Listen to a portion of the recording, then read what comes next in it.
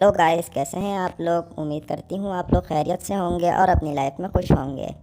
आज मैं आप लोगों के लिए एक नई वीडियो लेकर आई हूँ जिसमें मैं आप लोगों को बताऊँगी कि कुंवारी लड़कियों को बिस्तर पर लेटाने का क्या तरीका होता है। तो वीडियो शुरू करने से पहले आप लोगों से एक ही रिक्वेस्ट कि मेरे चैनल को सब्सक्राइब करके मेरी इस वीडियो को ज़रूर लाइक करें। तो चलिए वीडियो को शुरू करते हैं।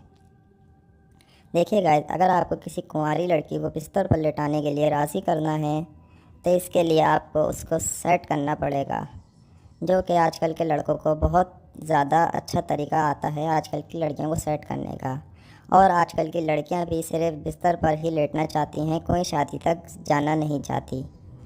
तो इस तरह अगर आप किसी भी लड़की को सेट कर लेते हैं और अगर वो आपके साथ लेटने के लिए तैयार नहीं होती तो उसके लिए आप उसकी बहुत ज़्यादा तारीफ़ करें, उसको आप थोड़ा सा गरमाएं, उसकी थोड़ी ज़्यादा तारीफ़ करें, उसके सामान की थोड़ी तारीफ़ करें। इस तरह वो आपके साथ लेटने के लिए ज़रूर राज़ी हो जाएगी।